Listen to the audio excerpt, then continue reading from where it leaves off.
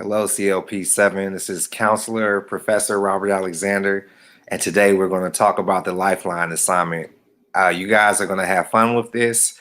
I know this is coming on short notice, but I'm giving you guys a week and a couple of days to get it done, and you will have the option to write it or visually present it using YouTube, StreamYard, or Quick Player on Mac, and I'm going to cover all of those. So we're gonna go ahead and just get into it. This is the Lifeline assignment. I want you to have fun with this. I want you to be creative as possible because you're gonna find that some of the things that you experience, whether it's sports teams, clubs, volunteer work, things that you've done in your past, can lend itself to where you're going in the future. So we're going to go ahead and cover the material, and then I'm going to give you an example. Now remember, and I'm going to say this again and again, you have the choice to either do the visual presentation or the written. You do not have to do both. If you do both, there will be extra credit. So the Lifeline assignment. This is going to be due Monday, June 22nd. All right, I want you to have a good time with this, have fun. And the quote for this assignment is, most people don't plan to fail, they just fail to plan. This assignment is designed to help students think about their future, to start planning for it. It is an exercise requiring reflection about significant events in your life and how they may have shaped or influenced you. This is an opportunity to look for common threads or life patterns, early motivational patterns, and the ways you've dealt with obstacles. It is also an opportunity to dream big and to identify goals you want to achieve in your lifetime. This assignment consists of 3 sections. Okay, really, it only consists of 1. You have the option to either write this assignment or to present it visually. Okay, you do not have to do both. I want to say it again. You have the option to do a visual presentation and submit it to me in form of a YouTube link, Quick Player, or StreamYard, or you can write it. For my painfully shy students, they like to write. So if you choose to write, then I exceed 3 pages, double space. To create the Lifeline, it's important to start thinking about where you have been and where you want to go. Your paper should cover the following categories: preschool and elementary school, middle school or junior high, high school, and the beginning of college. Under each category, write down events in your life that made an impact on you that you can remember. They can be positive or negative. As you do this, think and reflect on all the areas of your life: academic, spiritual, financial, physical, emotional, social, and career. To help you think about where you would like to go or what you aspire to be in the future, write down events you want to accomplish or achieve with the following time frames. Within 5 years, 5 to 10 years, or 10 to 20 years. Your goals should be written to reflect the areas we discussed and covered in class so far, and it should incorporate items from your bucket list. Remember to choose events that are in line with your core values. Also, think about all the areas in your life: academic, spiritual, financial, etc. Part C, describe in detail what changes in the world you would like to see as a result of the goals you accomplished in your life. What will be your legacy that you leave behind for your family, community, and future generations? Now, that is if you decide to do the written part. If you decide to turn in your assignment as a visual presentation, because you do not have to do both, this is what the visual presentation. Personally, I like to use Prezi.com, Prezi.com. You also could use PowerPoint. You also can use Google Docs. Using a PowerPoint, you will create an autobiographical presentation of your Lifeline. Your presentation should not exceed 10 slides. It should be anywhere between 8 and 10 slides. Your intro slide, which I'll demonstrate shortly, first slide should be something that with a creative title that includes your name. Okay, don't make this more complicated than it needs to be. 3 to 4 history slides. Highlight significant events, positive or negative. Okay. I try to focus on the positive, but you'll find that you may have had negative experiences that you overcame, obstacles that you overcame, hurdles that you overcame that have shaped or influenced who you are today. You can have at least one photograph or image on each of these slides. Early childhood, elementary school and middle school, high school. You can include a family tree, tracing your family roots. That's why I had you all, as an extra credit assignment, do the family history. 1 to 2 slides about your interests. You can create an illustrated list of your interests, such as arts, clubs, collections, hobbies, music, sports, community service. 2 future slides. Your dreams for your future. 1 slide for college and 1 for after college. Your legacy slide should illustrate what you hope your legacy to be for your family, community, and future generations. How to begin. Be sure to start with a clever title that introduces you. You don't have to make it first, though. If you can think of anything creative now, then you could do that, write it down, jot it down, and then come back to it later. If you can't think of it, you could always think of it later. You must have at least 8 content slides. Language and grammar needs to be used correctly. Although you have no complete sentences because it's a PowerPoint, make sure to have correct spelling and capitalization. Of course, everything must be college appropriate. Impress me with your Prezi skills. Impress me with your PowerPoint knowledge. Feel free to use the buttons and sounds or action images. You can use animation pictures that move themselves. Feel free to use word art. When you present, be enthusiastic and make it interesting. No slide reading or mouse pointing. Although if you present online, it's hard to tell if you're doing it or not. I'm very flexible with how I grade. So your oral presentation, I'm not really a stickler on this, but try to keep it roughly about 5 minutes. If you go slightly over 5 minutes or slightly under, you're not going to be marked down for that. Okay? Make sure you practice your presentation, right? Feel comfortable talking about the information that's on your presentation. You may choose a member. You may choose a member from your familia to help you out by either using the clicker to go from slide to slide or recording you, however you want to do it. Briefly share early childhood experience, your interests, your future goals, the legacy you want to leave behind as a result of your goals. And remember to include all aspects of your lives: academic, spiritual, financial, emotional, social, and career. Have fun and dream big. So again, for recording, I like StreamYard. It's very easy to maneuver. It's very easy to upload things and send it. Quick Player on Mac. You know, I have friends and family that are big fans of Quick Player, and YouTube. These are all, you can use your own. You can use something outside of these 3, but these tend to be my favorite 3.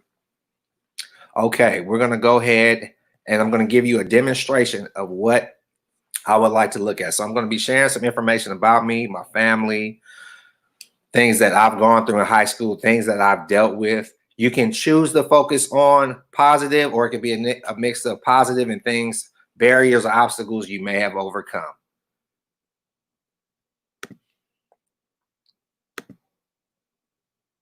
All right.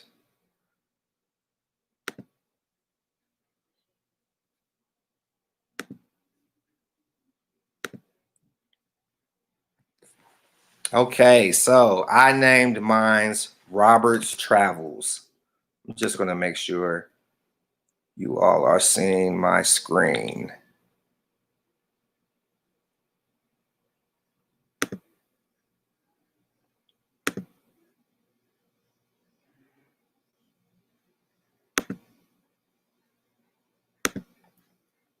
Perfect.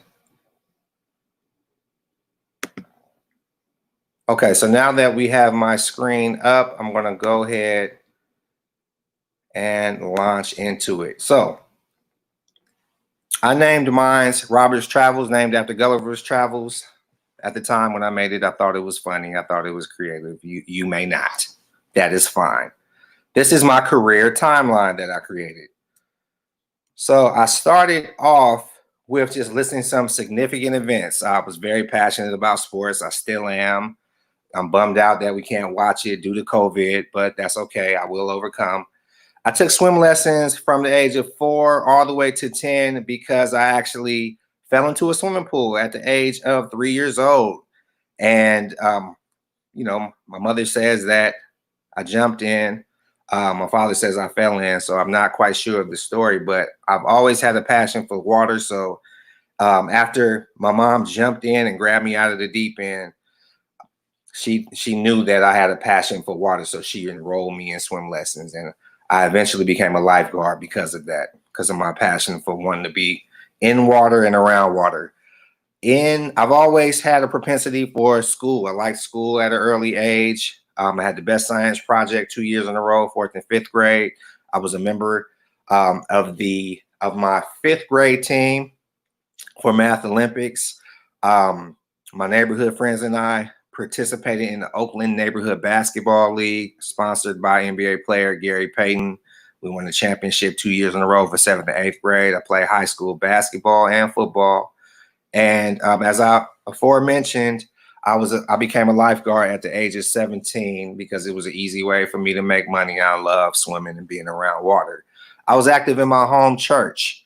I went to college prep programs like Upward Bound, Mesa, and Project C. And in 1 year, Upward Bound had our campus, had our orientation and all our classes and workshops on the campus of UC Berkeley. And the other year, we had it on Mills College. So being a young 13 or 14-year-old and having the ability to visit UC Berkeley and being around college students, for me, as a young inner city youth coming from Oakland, it demystified for me what it meant. It took away that stigma, that anxiety of being on a 4-year college. I felt like I could do it now. From an early age, I knew that college was going to be in my future just based on these experiences. Fast forwarding to my family, upper left is a picture of me and my mom. She's doing well. This is an old picture of who are now, one is in their 20s and 2 teenagers, 2 boys, and my daughter, Robbie, Lauren, and Jalen. The lower right is a picture of my father and I. Everybody is doing well. I'm blessed. Blessed to have my family and friends, and we're all doing fine. Everybody's doing good. This is a picture of what my children look like now. Okay, my oldest is Robbie. He's 21. My daughter Lauren is 19, and Jalen is my youngest. And 21, 19, and 18, they're all in college, junior, sophomore, freshman. A lot of money coming in, but a lot of money coming out, paying for tuition and books. This is a picture of me, my mom, and my little sister. They have always been my travel buddies. This is when we first got to Cuba. And we had a great time in Cuba. We've also been to Italy. We've also been to Africa. So yes, we love to travel. Okay, so these are some of the highs and lows that impacted who I am today. When I was 16 years old, my parents got divorced. And that was a pivotal period for me because, whenever your parents get divorced, sometimes you feel like, are you the one that caused it? Are you at fault? And there was a lot of pressure on me. I felt like then was to kind of become the man of the house. And I had to just push through high school with all of these feelings, all of these emotional feelings. To make matters worse, one of my childhood best friends, Devron Boyd, he died in a high-speed chase. And I never really got a chance to say goodbye to Devron, and it's impacting me to this day. I think about him often. Another childhood friend, Marcel Scott, was shot and killed. He was living that street life, and consequences come from living that fast life, living that street life. So these are some of a couple of things that I had to overcome in high school. or shortly there after high school that impacted me still to this day. And I started to come to grips with who I wanted to be as a person. Did I want to focus entirely on sports? Did I want to focus on entirely on books? Did I have one foot in the street, one foot in academics? Who did I want to be as a person? It also helped me shape and develop who I was hanging around in terms of my friendships that I was developing. I want to be around friends that are on the up and up. So I would say probably from the age of 18 on up, after my rebellious period, after my parents got divorced, I made the conscious decision to start hanging around people that were doing things, surrounding myself with people that were going to make something of their lives. Coming from East Oakland, that was very important for me to do that. On the lighter side, I did get accepted into 4 of the 5 colleges that I applied to, one being Howard University, which is a historically Black college. I also got accepted into UC Riverside. I got accepted into San Francisco State, and I got accepted into Cal State Hayward, which is now Cal State East Bay. So I had some options coming out of high school, which was better than not having options. As a young boy, I was very social. I loved the birthday parties that my mom put on for me. This was roughly at the age of 5 or 6. So I love being around my cousins. I love being around my neighborhood friends when I was celebrating any of these social events. You know, whether it be a birthday party, Christmas, Thanksgiving. I've always been a social introvert. So my childhood dreams had to do with me wanting to play sports. I wanted to be in the NBA. I also at one point, I wanted to be a writer like my father. I thought it would be real cool to be a sports broadcaster like the late great Stuart Scott. I wanted to be saying these cool slang terms while the folks that were playing sports were making these highlight reels. I flirted with the idea of becoming an accountant. I took financial accounting at Chabot College, and it wasn't for me, you know. I don't want to dog anybody that's thinking about accounting or down talk. That just didn't work for me. That's why it's important for you to know yourself better than anybody can, so you can make these decisions on what you want to do in life. I also wanted to teach like my mother. My mother was a librarian, and she also was a teacher. So just idolizing her and her being the most inspirational person in my life, I ended up being a teacher anyway.